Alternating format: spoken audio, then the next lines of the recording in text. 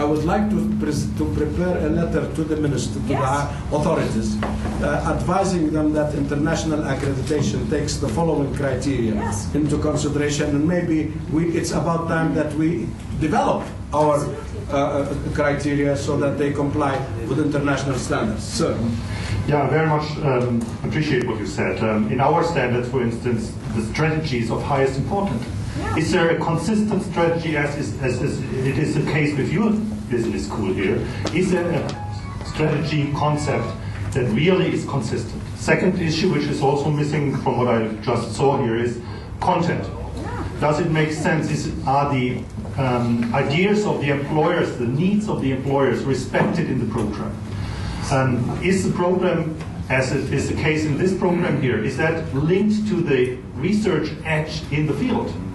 Those questions are not asked here, but I'm not making any statement on the Jordanian standard body, but that's issues we have a big eye on. They make more than 50% of the total points you get in the accreditation. But part of our being a good citizen is to make sure that we try to benefit the society at large. And I think you can be a lobby for trying to change this over time. Absolutely. Maybe we could, as I said, Mr. Qasim, maybe we could draft a letter. Maybe we can sign it by the president of the university to submit some recommendations in that direction. After Mr. Al-Qasim. I just had a question actually. In recent years, the speed of change has increased tremendously, and therefore there is a requirement to be able to modify curriculum very quickly.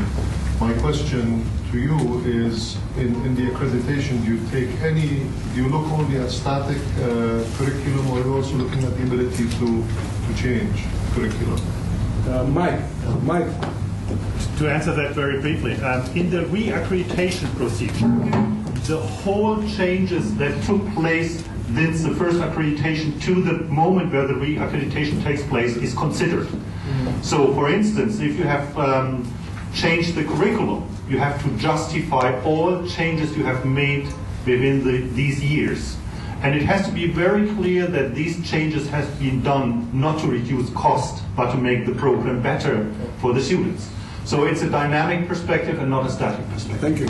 Now, before, okay, so we're done on that. I think, did I miss somebody who want to speak? No. Thank you. I want to make sure that I book your date, your agendas for our graduation ceremony, the second graduation ceremony, which is scheduled for June 24. I would like to see you all. I really missed many of you at the previous year. I would like to see you there. I would like to recognize you and to thank you for guiding the school. So please book that date, and we will try either the day before or the day after to have an advisory board meeting. So if you could mark that day. The Sunday before. Okay, we booked and we reserved for the event, and we hope to see you there. We can have a meeting in Amman. Okay. Okay. Next, I would like to talk about a very interesting program, English for Graduate Students. Dr. Reem. Yes. Dr. Reem Rabadi is the program director. Yeah. Hi, everybody. In fact, we do have a nice program for all of the graduates here. Maybe you would start by talking about the Language Academy. Yeah, with pleasure. In fact, 3 years ago, we established Talal Abu-Ghazaleh Language Academy at TACCB here. It was the first academy we established because we have other academies also. The purpose of our academy is to help anybody who's interested in polishing his or her English language. In fact, our main purpose of this is to help students to approach English language in a very relaxed atmosphere, in order to help them to absorb the language, to enjoy it, and to apply it in the real world. Now, we do have different programs for our students. The first one I'd like to talk about is the examination preparation, like the IELTS and the TOEFL. As a requirement by the Minister of Higher Education, MBA students should have a certain degree or a certain mark obtained by when they either obtain the IELTS or the TOEFL. And we do provide our students of a preparation course for each other one. Another thing, TACCB was accredited as a center to run the IELTS here, of course supervised by the British Council. This is one point. Another point, we do help our students by providing them with a very nice program. And I don't think other universities, with all respect to other universities, have this program. It's the English for academic purposes. It means that students are trained and helped in order to write a decent academic essay, to understand English in an academic atmosphere, to speak it and to enjoy it. And also we do offer to the Jordanian Society our programs that they include English for general purposes or English for specific purposes. English for general purposes, in fact, those are courses to help them, to polish their skills in the four skills: reading, listening, and speaking. As for specific purposes, to help whether they are employees or they are still looking for jobs in the business field, in the writing reports, business writing letters, in different aspects of that. And we do have really good results and we're proud of the results that we do have, especially for our students who sit for the IELTS.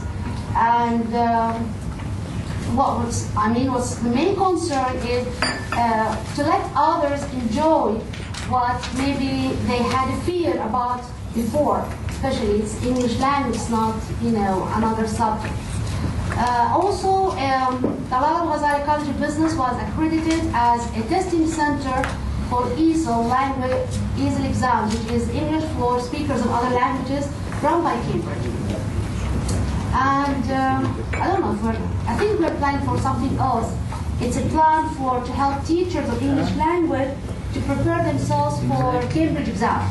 This program is now is under study. In fact, we are in the program, and we're thinking seriously about this program because it does help teachers of English language to prepare themselves and to be well equipped in order to be ready for the classroom.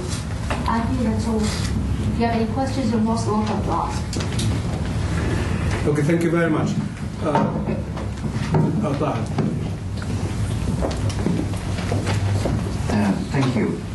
This is a very serious matter because as an employer in banking and in the government and in research centers over the years,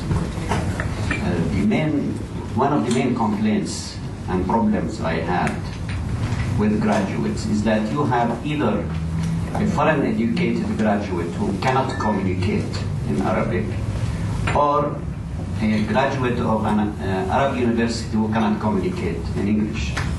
Apparently you are addressing the latter problem and not the former problem. I think it is very, very relevant and important to have a course in good communication in Arabic, because otherwise we are having two nations in the same country. We are having two nations, the elite nations, and the evidence is that we are talking about the graduate school in Amman, chaired by an English-speaking, and the language is English. I think this is a real problem. I have a permanent problem with Dr. Talal because of his Arab nationalist conscience. No, it's not. But this college is an English-speaking college. We don't want to start teaching Arabic, so that's the problem.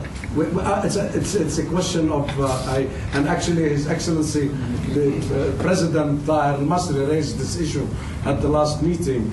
Unfortunately, we have taken the decision, or fortunately, that this is an English language community. We don't teach anything in Arabic. So maybe we could develop this as part of the Languages Academy. All right, so we will have it as part of the Languages Academy, Arab Languages Academy, the program in Arabic communication. All right, please, is you.